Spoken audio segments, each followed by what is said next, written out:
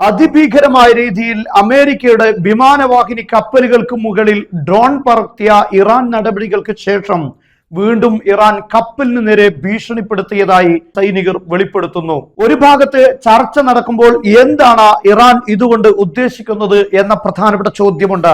American കപ്പലുകളുടെ കഴിവുകളും കഴിവുകേടുകളും എന്താണ് എന്ന് ഇറാൻ ഇപ്പോൾ ടെസ്റ്റ് ചെയ്തുകൊണ്ടിരിക്കുകയാണ്. യഥാർത്ഥത്തിൽ അമേരിക്കയുടെ കപ്പൽ വ്യൂഹത്തിനോട് അപകടകരമായ രീതിയിൽ എങ്ങനെ ഈ ഡ്രോൺ അടുത്തെത്തി എന്ന ചോദ്യം വളരെ പ്രസക്തമാണ്. മാത്രമല്ല, അമേരിക്കയുടെ ഡിഫൻസ് സിസ്റ്റങ്ങൾ എന്തുകൊണ്ട് വർക്ക് ചെയ്തില്ല എന്നതും പ്രധാനപ്പെട്ട ചോദ്യം തന്നെയാണ്. ഇത് പരീക്ഷിക്കാൻ തന്നെയാണ് ഈ ഡ്രോണുകൾ ഈ മേഖലയിലേക്ക്, അറേബ്യൻ സീയിലേക്ക് എത്തുന്നത് എന്നതാണ് ഏറ്റവും പ്രധാനപ്പെട്ട കാര്യം. അമേരിക്കൻ കപ്പൽ വ്യൂഹങ്ങൾക്ക് ഈ ഡ്രോണുകളെ നിരീക്ഷിക്കാൻ സാധിക്കുന്നുണ്ടോ എന്ന ഇറാന്റെ ടെസ്റ്റുകളാണ് ഇവിടെ വിജയിച്ചുകൊണ്ടിരിക്കുന്നത്. ഇത് റോയിറ്റേഴ്സ് ആണ് റിപ്പോർട്ട് ചെയ്യുന്നത്. US shoot down Iranian drone approaching aircraft carrier.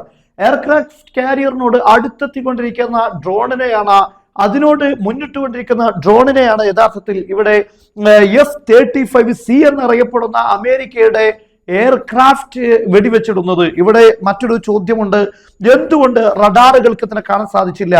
നൂറുകണക്കിന് കിലോമീറ്ററുകൾക്ക് അപ്പുറം വെച്ച് തന്നെ ഓരോ വസ്തുക്കളെയും കണ്ടെത്താൻ സാധിക്കുന്ന റഡാറുകൾ സംവിധാനിച്ച ഈ കപ്പൽ വ്യൂഹം, ആ കൂട്ടത്തിൽ തന്നെ 3 ഡിസ്ട്രോയറുകളുണ്ട്.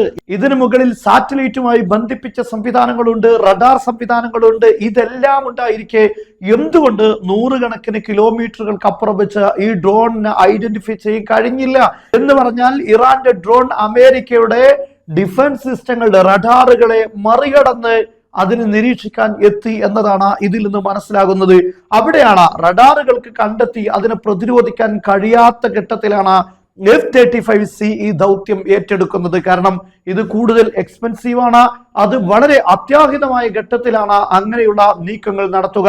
ഹെലികോപ്റ്ററുകളും അതുപോലെ തന്നെ യുദ്ധവിമാനങ്ങളൊക്കെ ഉപയോഗിച്ച് ഡ്രോണിനെ വേട്ടയാടുന്നത്. അതല്ലെങ്കിൽ കൂടുതൽ ക്വാണ്ടിറ്റി വരുമ്പോൾ, ഡിഫൻസ് സിസ്റ്റങ്ങൾക്ക് പ്രവർത്തിക്കാൻ കഴിയാതെ വരുമ്പോൾ അതിനെ സഹായിക്കാൻ വേണ്ടി ഈ ഡിഫൻസ് സിസ്റ്റത്തിന്റെ കുറെ മുൻപിൽ വെച്ച് തന്നെ ഇത്തരം ഹെലികോപ്റ്ററുകൾ അല്ലെങ്കിൽ യുദ്ധവിമാനങ്ങൾ ഉപയോഗിച്ച് ക്രൂസ് മിസൈലുകളെയോ അല്ലെങ്കിൽ ഡ്രോണുകളെയോ ഒക്കെ തകർക്കാറുണ്ട്.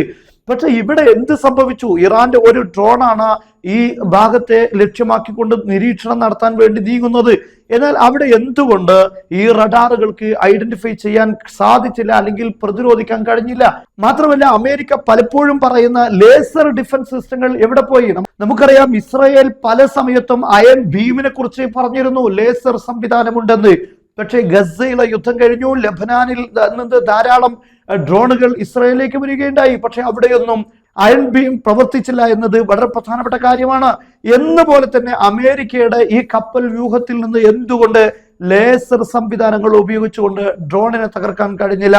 അതാണല്ലോ ഏറ്റവും ചെലവ് കുറഞ്ഞ രീതിയിൽ ഈ കാര്യം നിർവഹിക്കുക. മാത്രമല്ല, കോടിക്കണക്കിന് രൂപ വില വരുന്ന ഈ കപ്പൽ വ്യൂഹങ്ങൾക്ക് മുന്നിൽ ഇറാന്റെ വെറും കാർബൺ ഫൈബറുകളും അതുപോലെ തന്നെ പ്ലാസ്റ്റിക്കുകളെ കൊണ്ട് നിർമ്മിച്ച ഈ ഡ്രോണുകൾ ആധിപത്യം സൃഷ്ടിക്കുന്നു എന്ന് പറയുമ്പോൾ വളരെയധികം ഗുരുതരമായ സാഹചര്യത്തിലേക്കാണ് ഇത് സൂചിപ്പിക്കുന്നത്. ഇവിടെയാണ് ഇറാന്റെ ഡ്രോണുകൾക്ക് മുന്നിൽ അമേരിക്കക്ക് പിടിച്ചു നിൽക്കാൻ കഴിയുമോ എന്ന ചോദ്യം ഉയരുന്നത്.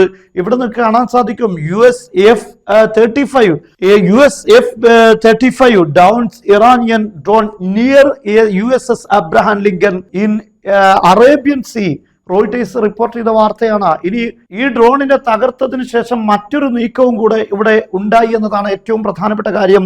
US തന്നെ പറയുന്നു, Iran also harass the merchant vessel. അതോടൊപ്പം തന്നെ ഇറാൻ മറ്റൊരു ട്രേഡിംഗ് ഷിപ്പിന് നേരെയും ഭീഷണി മുഴക്കിയെന്നാണ് പറയുന്നത്. സെന ഇംപെരറ്റീവ് എന്ന പേരുള്ള ഒരു കപ്പലിന് നേരെ ഭീഷണിപ്പെടുത്തി. ഇതിനുവേണ്ടി ഇറാൻ ഉപയോഗിച്ചത് 2 ബോട്ട്സ്, 2 ബോട്ടുകൾ ഉപയോഗിക്കുന്നു.